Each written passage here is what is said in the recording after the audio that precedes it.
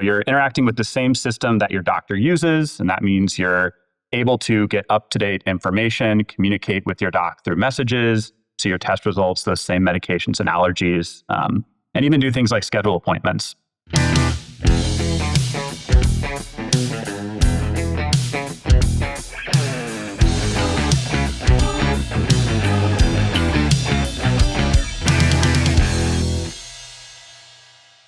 Hello and welcome to the Hi-Fi Health News Podcast. I'm Erica Grotto. Whether you've used a patient portal for years or maybe are just starting or perhaps are a little wary of downloading one more app to your phone, my guest today has a lot of great tips on how to make the most of it. Joining me today is Taylor Seale, a software developer with Epic. Taylor, to start off, what is Epic besides the name on the computer screen every time I go to the doctor's office? Yeah, great question. So Epic is the company that builds the software that helps healthcare organizations take care of people. We started way back in 1979 in a basement with 3 part-time employees, and today more than 325 million people have a record in Epic. So what this means is when your doctor opens Epic, when you see that displayed across your doctor's computer, they're looking at your record to help provide better care. That includes things like your medications, allergies, test results, and visit notes all in one place. So we're here specifically for the patient today. We're talking about MyChart. What is MyChart and how does it work? Some people might be familiar with it. Some people might use it by a different name. Yeah. So 195 million active users are familiar with it. It would actually make the MyChart user base the 8th largest country on planet Earth, which I always have to kind of pinch myself when I talk about that. Well, then I live there. I live in that country because I've got MyChart. You sure do. So. Yeah, you're a resident.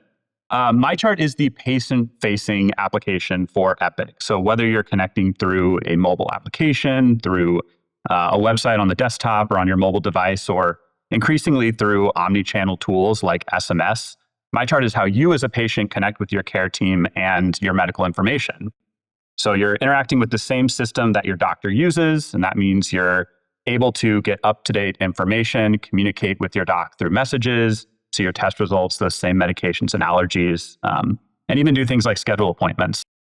I mentioned that MyChart isn't always called MyChart, so there might be people who use it and don't know it. Can you explain a little bit why that is? Yeah, so each organization has their own, we call it an instance of MyChart. Some of them use the MyChart name. Others might brand it with their own organization. So here in Madison, we have GHC MyChart, UW MyChart, but the application and the tool set and the connection to that Epic record is the same. You mentioned some of the common functionalities and features. You can schedule appointments, you can see test results, all those things. What are some of the features that patients might not know about or maybe don't take enough advantage of? Yeah, some really good ones. The ability to check in for a visit. So completing that documentation ahead of arriving for your visit, even being automatically arrived for that visit. So when you show up and you're in the radius of your office, the office visit, we can check you in automatically and say, hey, this patient is here. Take a seat, wait for your name to be called, and then just go back to the doctor's office. That's the first time you have to interact with a person. Another one that I'll call out is care management tools and remote patient monitoring. So the ability to connect devices like blood pressure cuffs or smart scales to file that data back to your medical record so that your docs can use that to better understand what's happening between those office visits and provide better care. Something that applies to me and something that I use it for is I don't just use it for myself. I have all of my kids in MyChart so that if I need to see their test results, make an appointment for them, they're right there in that same app where I am. Yeah, you're absolutely right. So we call that proxy access. And we see it used both for, a parent accessing a child or for increasingly, children managing the health of aging parents. And in each case, that proxy subject is able to grant access to the chart through MyChart and say, I want you to be able to see my appointments, my medications, the visit notes from my doctor's visits, or even take actions on my behalf, like scheduling those appointments. How does that work for someone who's not a child? Because my kids, obviously, I can just go right Yeah. in and get their records. But if it were a parent, do they have to grant access? Is there something they have to sign for that? Yeah, so a parent would definitely grant access. I'll share my spouse and I. We have access to each other's MyCharts as well, and did the consenting to say yes, absolutely, you should be able to access that. One other thing I'll add here is you are able to personalize in MyChart as well. So when it comes to the notifications that you want to get across both your chart as well as your proxy subjects, you can tweak that so you're not getting too many. You can elect to receive those notifications through a push or through an SMS or an email. Another one that's important for me, you can personalize by adding things like nicknames for your proxies. My wife and I have the exact same name, so I always love a piece of software that lets me make that distinction.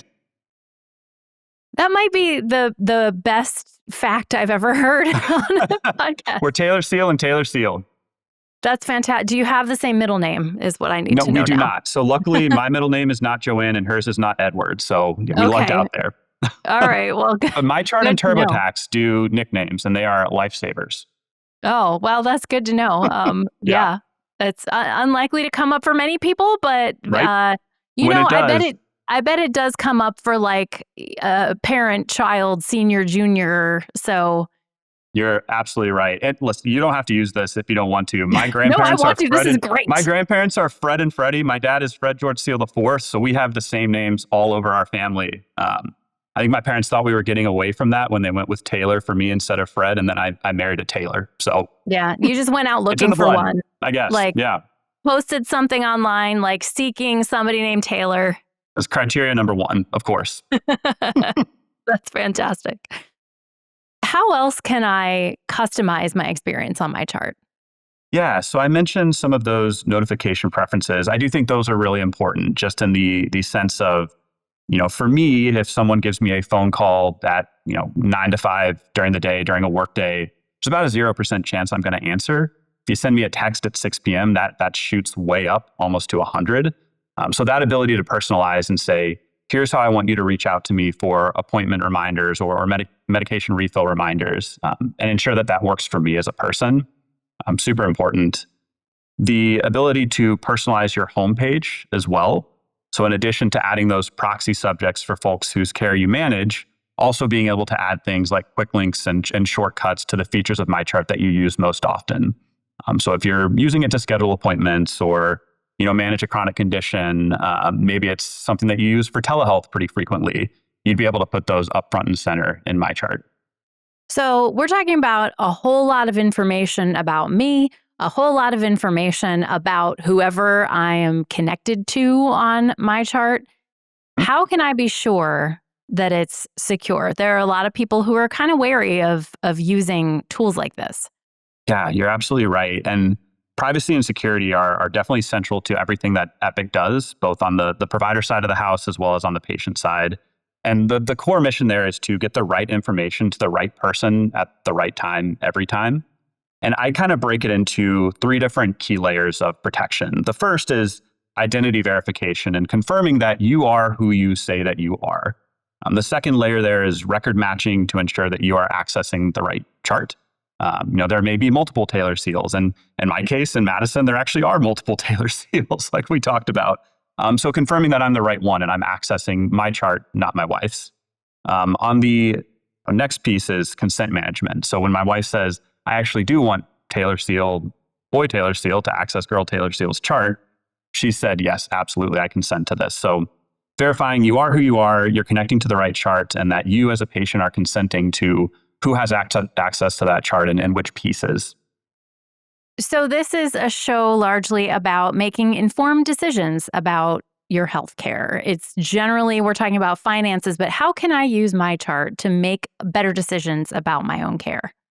Yeah. So on the finance side of things, the ability to pay your bills through the app, using a saved credit card, using Apple Pay or Google Pay, right conveniently in that application as you're checking in for an appointment, just taking care of those copays, being able to understand what a procedure is going to cost based on your insurance and the organization you're being seen at, and have those estimates delivered before you accept that service. The ability to do payment plans and break that cost up over time, as well as apply for financial assistance. All of that is built into MyChart. Another thing that I'll add here, this is fairly new, but of course we're adding a lot of AI features into MyChart as well. One of those that went live in Chicago with Rush is a billing assistant for asking questions about, what does this bill mean? How much do I owe? What are my options for paying this? Rush went live with that a couple weeks ago, and in about 2 weeks, they saw over 1,500 questions from patients asking those sorts of things, and they were able to get those answered automatically through AI, and that dropped their customer services message by about 50%. So a lot of tools in there to be able to get patients the answers that they need quickly and done through MyChart and through technology. So I think it's worth noting here, not every health system uses Epic. There are other companies that do this, roughly the same thing that Epic does. Yeah.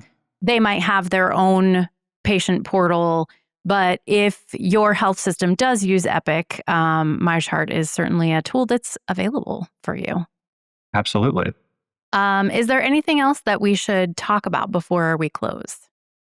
A lot, like I mentioned, coming on the AI front, assistance to help patients with financial questions, like I mentioned, also being able to have greater access to, ask questions about lab results, prep for appointments. We think there's a lot of opportunity here to make patients experience accessing their medical record easier and get some of those questions answered before an office visit.